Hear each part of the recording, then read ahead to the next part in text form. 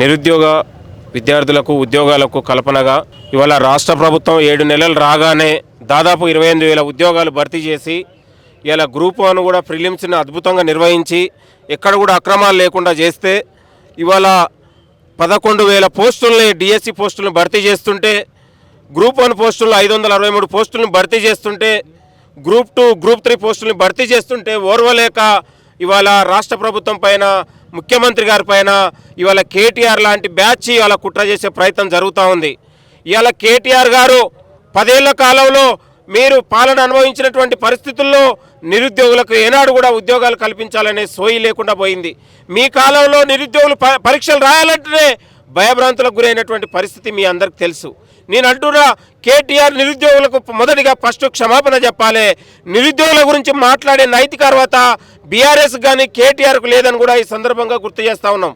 ఇలా మొదటి నుండి నీ ఆయంలో లీకేజ్ అయినప్పుడు, నీ ఆయంలో అక్రమాలు జరిగినప్పుడు కాంగ్రెస్ పార్టీ వాళ్ళ వెన్నట్టుంది, వాళ్ళ కాంగ్రెస్ పార్టీ వాళ్ళ వెనకాల ఉండి పోరాటం చేసింది. కాబట్టి ఈరోజు నిరుద్యోగుల కోసం, విద్యార్థుల కోసం ఇవాళ ముందంజలో ఉండి ఉద్యోగాల భర్తీ చేస్తూ ఉంది. దీన్ని జీర్ణించుకోలేని కొంతమంది ఇవాళ బీజేపీ వాళ్ళు, బీఆర్ఎస్ వాళ్ళు ఇవాళ కావాలనే కుట్ర చేసి కొంతమంది నిరుద్యోగుల ముసుగులో చేరి ఉద్యోగాలకు పరీక్షలు రాయనీయకుండా ఢిల్లీ అని గల్లీ అని వాళ్ళని భయభ్రాంతులకు గురి చేసే పరిస్థితి కనబడతా ఉంది. తెలంగాణలో ఉన్నటువంటి విద్యార్థులకు కానీ నిరుద్యోగులకు కానీ ఉస్మాన్ యూనివర్సిటీ నుంచి వేదికగా మేము ఒకటే ప్రకటన చేస్తూ ఉన్నాం. మీరెక్కడ భయపడాల్సిన అవసరం లేదు. ఇవాళ రాష్ట్ర ప్రభుత్వం ఒక చిత్తశుద్ధి ఉంది. నిరుద్యోగులకు ఉద్యోగాలు ఇవ్వాలనే ప్రధానమైన లక్ష్యంతో ముందుకెళ్తా ఉంది. మీరు బీఆర్ఎస్ కానీ బీజేపీ పార్టీలను నమ్మొద్దు. కాంగ్రెస్ మీ వెనకాల ఉంది. నిరుద్యోగులందరూ కూడా కాంగ్రెస్ బిడ్డలే అని రాహుల్ గాంధీ గారు చెప్పారు, ప్రియాంక గాంధీ గారు చెప్పారు. అదే స్ఫూర్తితోనే ఇవాళ రాష్ట్ర ప్రభుత్వం ఉద్యోగాల కల్పన జరుగుతూ ఉంది. కాబట్టి కొంతమంది యూట్యూబర్లను పెట్టుకొని, కొంతమంది పెయిడ్ ఆర్టిస్టులను పెట్టుకొని ఇవాళ కేటీఆర్ దాన్ని ఇవాళ తప్పుదోవ పట్టించే ప్రయత్నం జరుగుతూ ఉంది. విద్యార్థులారా, నిరుద్యోగులారా, కాంగ్రెస్ నమ్మండి. కాంగ్రెస్ మీ వెనకాల ఉంది. ఇవాళ తెలంగాణలో జాబ్ క్యాలెండర్ వస్తే మొత్తం కూడా నిరుద్యోగుల జాతర జరుగుతూ ఉంది. నిరుద్యోగులకు ఉద్యోగాల జాతర జరగబోతూ ఉంది. కాబట్టి జాబ్ క్యాలెండర్ వస్తే మా బతుకులు మమ్మల్ని ఎవడు డేకరనే ఉద్దేశంతో జాబ్ క్యాలెండర్ను కూడా అడ్డుకునే ప్రయత్నం జరుగుతూ ఉంది. నిరుద్యోగులలో ఒక విషపూరితమైనటువంటి ఆలోచన చేస్తూ ఉన్నారు నిరుద్యోగులు. ఇలా కాంగ్రెస్ వ్యతిరేకిగా ప్రయత్నం జరుగుతూ ఉంది. ఎక్కడ కూడా ఏ నిరుద్యోగిని కూడా అడ్డుకోలే, ఏ నిరుద్యోగి మీద కేసు పెట్టలే. వీళ్ళందరూ కూడా మన బిడ్డలు, మన వాళ్ళు. కాబట్టి నిరుద్యోగుల్ని కడుపులో పెట్టుకొని చూసుకునే బాధ్యత కాంగ్రెస్ ప్రభుత్వం తీసుకుంటుంది, ముఖ్యమంత్రి గారు తీసుకోబోతా ఉన్నారు. ఇదే ఉస్మానియా యూనివర్సిటీలో ముఖ్యమంత్రి రేవంత్ రెడ్డి గారిని తీసుకొచ్చి ఇదే నిరుద్యోగులతో సన్మానం చేస్తూ ఉన్నాం. భవిష్యత్తులో మీరు అందరూ చూడండి. కాబట్టి కాంగ్రెస్ అంటే ఉద్యోగాలు ఇచ్చే పార్టీ, కాంగ్రెస్ అంటేనే నిరుద్యోగుల పార్టీ, కాంగ్రెస్ అంటేనే పేద ప్రజలలో వెలుగులు నింపే పార్టీ, రైతు కళ్ళల్లో, కార్మిక కళ్ళల్లో, జీవితాల్లో వెలుగులు నింపినటువంటి పార్టీ కాంగ్రెస్ పార్టీ. కాబట్టి ఇవాళ రైతులు, కార్మికులు, కర్షకులు, నిరుద్యోగులు అందరినీ కూడా కాంగ్రెస్కు అవసరం. కాబట్టి వీళ్ళ జీవితాల్లో వెలుగులు నింపాలనే ఆలోచనతోనే ఇవాళ నిరుద్యోగులకు ఉద్యోగాల భర్తీ జరగబోతూ ఉంది.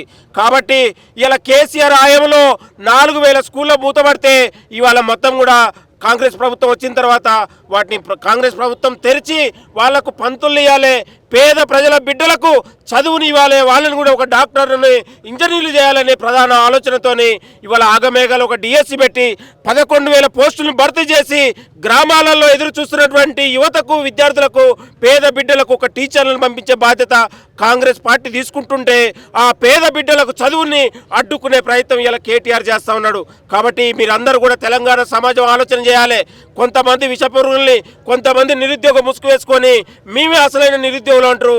వాళ్ళు ఎవరు నిరుద్యోగులు కాదు.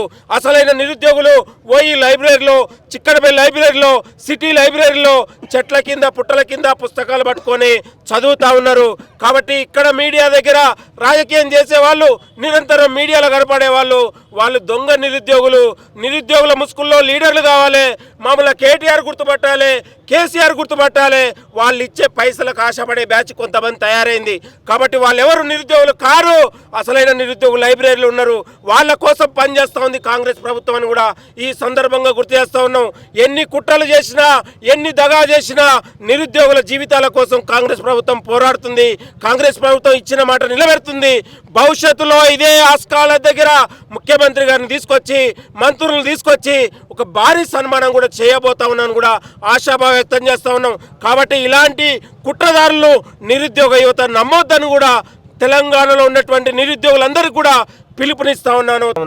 నిరుద్యోగులందరూ కూడా కాంగ్రెస్ పార్టీకి గెలిపించడంలో ప్రధాన భూమిక పోషించారు. కాబట్టి నిరుద్యోగులకు కన్నీళ్లు దుర్చాలి, వాళ్ళ జీవితాల్లో వెలుగులు నింపాలనే ప్రధానమైన ఆలోచనతోని ముఖ్యమంత్రి రేవంత్ రెడ్డి గారు ప్రతి అంశం మీద అధికారులతోని, మేధావులతోని చర్చించే ఈ యొక్క భర్తీల అంశం దాని మీద పెంచబోయే ప్రయత్నం జరుగుతూ ఉంది.